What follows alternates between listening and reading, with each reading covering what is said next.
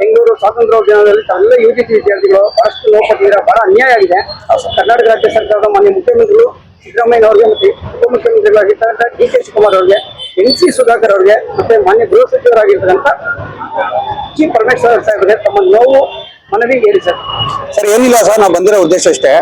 2022 ನಾನ್ UGC ಅವ್ರಿಗೆ already 3 ವರ್ಷ time ಕೊಟ್ಟಿದ್ದಾರೆ. ನಾನ್ ಯುಜಿಸಿ ಗೆಸ್ಟ್ ಫ್ಯಾಕಲ್ಟಿಗೆ ಇವರು 15 ವರ್ಷ 20 ವರ್ಷ ಇವರೇ ಟೀಚ್ ಮಾಡ್ಬಿಟ್ಟು ಅವ್ರದೇ ಸಬ್ಜೆಕ್ಟ್ ಅಲ್ಲಿ ಅವ್ರು ಯಾವುದೇ ಎಕ್ಸಾಮ್ ಪಾಸ್ ಆಗ್ತಾ ಇಲ್ಲ. 30 ಬಾರಿ ನೆಟ್ ಆಗಿದೆ, 15 20 ಬಾರಿ ಕೆಸೆಟ್ ಮತ್ತೆ ನೆಟ್ ಎಲ್ಲ ಸೇರಿ 30 40 ಬಾರಿ ಇದಾಗಿದೆ. ಬಟ್ ಏನಾಗ್ತಾ ಇದೆ ಅಂತಂದ್ರೆ, ಕ್ವಾಲಿಫೈಡ್ ಇದ್ದವ್ರ ಪರವಾಗಿ ಅವ್ರು ಸ್ಟ್ಯಾಂಡ್ ತಗೋಬೇಕಿತ್ತು. ಸಿಂಗಲ್ ಬೆಂಚ್ ಅಲ್ಲಿ ನಮ್ಮ ಪರವಾಗಿ ಆಯ್ತು, ಡಬಲ್ ಬೆಂಚ್ ಅಲ್ಲಿ ಮಧ್ಯಂತರ ಆದೇಶ ಬಂತು. ಇಮಿಡಿಯೇಟ್ಲಿ 10,000 ಪೋಸ್ಟ್ 20,000 ಜನ ಇದ್ದಾರೆ, ಕ್ವಾಲಿಫೈಡ್ ಇದ್ದಾರೆ. ಫಸ್ಟ್ ಯುಜಿಸಿ ಅರ್ಹತೆ ಇದ್ದವ್ರು ಫಸ್ಟ್ ತಗೊಳ್ಳಿ ಅಂತ ಹೇಳಿದ್ರು. ಆದ್ರೆ ಇವ್ರು ಏನ್ ಮಾಡ್ತಾರೆ, ನಾನ್ ಯುಜಿಸಿ ಅವರು ಒಂದು ರಾಜಕೀಯ ಒತ್ತಡ, ಅವ್ರು ಹಾಕಿದ ಬಾಂಡೆ, ಅವ್ರು 3 ವರ್ಷ ಟೈಮ್ ತಗೊಂಡ್ ಹೋಗಿದ್ರು. ಆಯ್ತು ಇಷ್ಟೊಳ ನಾವು ಕ್ವಾಲಿಫೈಡ್ ಆಗ್ತೀವಿ, ಇಲ್ಲಾಂದ್ರೆ ಹೊರಗಡೆ ಹೋಗ್ತೀವಿ ಅಂತ 3 ವರ್ಷ ಬಾಂಡ್ ಮುಗಿದಾದ್ರೂ ಸಮೇತ ಇವ್ರು ಏನ್ ಮಾಡ್ತಾರೆ ಅಂದ್ರೆ, ಅವ್ರಿಗೆ ನೈತಿಕತೆ ಅನ್ನೋದೇ ಇಲ್ಲ. ಏನಾಗಿದೆ ಅಂತಂದ್ರೆ, ನಾವು ಕ್ವಾಲಿಫೈಡ್ ಇದ್ದು 10,000 ಪೋಸ್ಟ್ 20,000 ಜನ ಆಲ್ರೆಡಿ ಕ್ವಾಲಿಫೈಡ್ ಇದ್ದೀವಿ. 1:2 ಇದ್ದೀವಿ ಆಲ್ರೆಡಿ. ನಾವೆಲ್ಲ ಹೋಗ್ಬೇಕು ಸ್ವಾಮಿ, ನಮ್ ಸರ್ಟಿಫಿಕೇಟ್ ಅಲ್ಲಿ ಎಲ್ಲಿ ಸುಟ್ಟು ಹಾಕ್ಬೇಕು? ಮಾನ್ಯ ಸುಧಾಕರ್ ಅವರೇ, ನಾನು ಈಗಲೂ ಹೇಳ್ತಾ ಇದೀವಿ, ನಿಮ್ಮ ಮೇಲೆ ಆಲ್ರೆಡಿ ಕರಪ್ಷನ್ ಅಲಿಗೇಷನ್ ಬಂದಿದೆ. ನಾವು ರಾಜ್ಯಪಾಲರಿಗೆ ಆಲ್ರೆಡಿ ನಾವು ಹೋಗಕ್ಕೂ ನಾವು ರೆಡಿ ಆಗ್ತಾ ಇದೀವಿ. ಕಂಟೆಂಟ್ ಆಫ್ ಕೋರ್ಟ್ ಹೋಗ್ತೀವಿ, ಚಿಂತಾಮಣಿಗೆ ಹೋಗ್ತೀವಿ. ನೀವೇನೋ ಇನ್ನು 3 ದಿನದಲ್ಲಿ ನೀವೇನಾದ್ರು ಮೆರಿಟ್ ಲಿಸ್ಟ್ ಬಿಟ್ಟು ಕೌನ್ಸಿಲಿಂಗ್ ಏನೋ ನೀವು ಪ್ರಾರಂಭ ಮಾಡಿಲ್ಲ ಅಂತಂದ್ರೆ, ನಮ್ಮ ಹತ್ರ ಇನ್ನ 3 ಅಸ್ತ್ರಗಳಿದಾವೆ. ನೀವೇನ್ ತಪ್ಪುಗಳು ಮಾಡಿದಾವೆ ಎಲ್ಲ ಡಾಟಾ ಬೇಸ್ ನಮ್ಮ ಹತ್ರ ಇದೆ. ಇದನ್ನ ದೊಡ್ಡ ಮಟ್ಟಕ್ಕೆ ಹೋಗಿ ನೀವು ರಾಜೀನಾಮೆ ಕೊಡೋ ಅಂತ ಹೋಗೋದ್ ಬೇಡ. ನಾವ್ ಇಲ್ಲಿ ಯಾರು ರಾಜಕೀಯ ಮಾಡಕ್ ಬಂದಿಲ್ಲ. ನಾವು ಬಂದಿರೋದು ಇಲ್ಲಿ ವಿದ್ಯಾರ್ಥಿಗಳಿಗೆ ಟೀಚ್ ಮಾಡಕ್ ಬಂದಿರೋದು. ಇದೇ ಕಾರಣದಿಂದ ನಾನು ಹೇಳ್ತಾ ಇದ್ದೀನಿ, ಮಾನ್ಯ ಸುಧಾಕರ್ ಅವರು ನಿಮ್ಗೆ ಡೈರೆಕ್ಟ್ ಆಗಿ ಹೇಳ್ತಾ ಇದ್ದೀನಿ, ನೀವು ಇನ್ನು 3 ದಿನದೊಳಗೆ ನೀವು ಮೆರಿಟ್ ಲಿಸ್ಟ್ ಬಿಟ್ಟು ಕೌನ್ಸಿಲಿಂಗ್ ಮಾಡಿಲ್ಲ ಅಂತಂದ್ರೆ, ನಾವು ರಾಜ್ಯಪಾಲರಿಗೆ ಡೈರೆಕ್ಟ್ ಆಗಿ ಹೇಳ್ತಾ ಇದೀವಿ, ನಾವು ರಾಜ್ಯಪಾಲರಿಗೆ ಹೋಗಿ ಮನವಿ ಕೊಡಕ್ ಹೋಗ್ತಾ ಇದೀವಿ. ನೀವೇನ್ ನಿಮ್ಮ ಹೆಸರಲ್ಲಿ ದುಡ್ಡು ತಗೊಂಡಿರೋ ನಾನ್ ಯುಜಿಸರು ನಿಮ್ಮ ಹೆಸರಲ್ಲಿ ದುಡ್ಡು ತಗೊಂಡಿದ್ದಾರೆ ಅಂದ್ರೆ, ನೀವು ಇದ್ರಲ್ಲಿ ಭಾಗಿದಾರ ಇದ್ರ ಮಾನ್ಯ ಸಚಿವರೇ. ನಾವು ರಾಜ್ಯಪಾಲರಿಗೆ ಹೋಗಿ ನಾವು ಮನವಿ ಕೊಡಕ್ ಹೋಗ್ತಾ ಇದೀವಿ. ಇದೇ ತರ ನಾವು ಚಿಂತಾಮಣಿಯಲ್ಲಿ ಸಮೇತ ನಾವು ರಾಜಕೀಯ ಮಾಡಕ್ ರೆಡಿ ಇದೀವಿ. ನೀವು ಮೆರಿಟ್ ಲಿಸ್ಟ್ ಬಿಟ್ಟು ಕೌನ್ಸಿಲಿಂಗ್ ಬಿಟ್ಟಿಲ್ಲ ಅಂತಂದ್ರೆ, ನಾವಂತೂ ಈ ಸಲ ಯಾವುದೇ ಕಾರಣಕ್ಕೂ ಬಿಡಲ್ಲ. ಇಲ್ಲ ನಾವು ಇರ್ಬೇಕು, ಅವ್ರು ಇರ್ಬೇಕು, ಯುಜಿಸಿ ಅವ್ರು ಇರ್ಬೇಕು, ಇಲ್ಲ ನಾನ್ ಯುಜಿಸಿ ಇರ್ಬೇಕು, ಇಲ್ಲ ನಮ್ ಸರ್ಟಿಫಿಕೇಟ್ ಇರ್ಬೇಕು, ಇಲ್ಲ ಅವ್ರು ಇರ್ಬೇಕು. ಇಷ್ಟೇ ನಮ್ಮ ಉದ್ದೇಶ.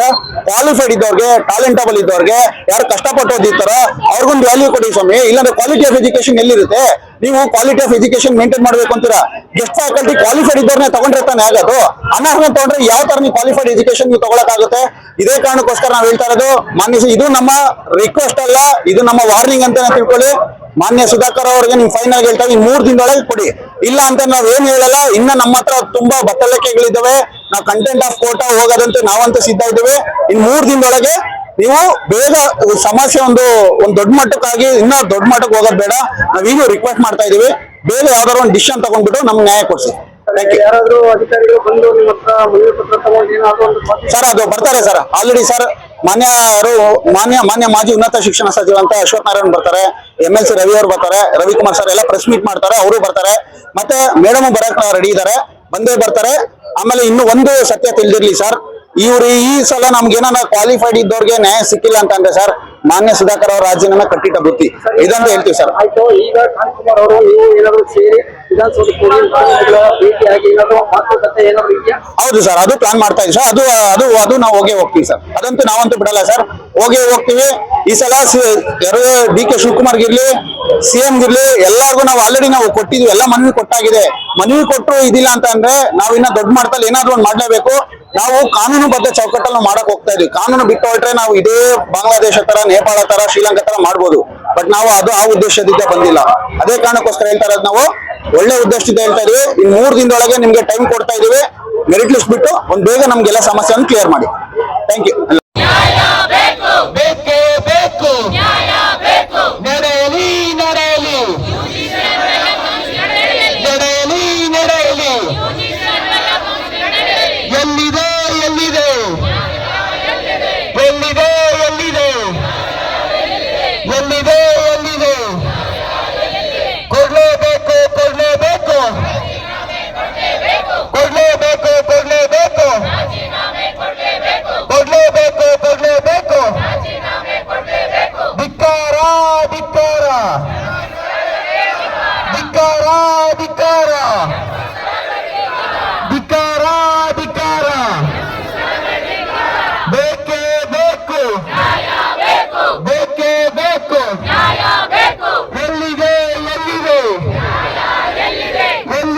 ಎಲ್ಲಿದೆ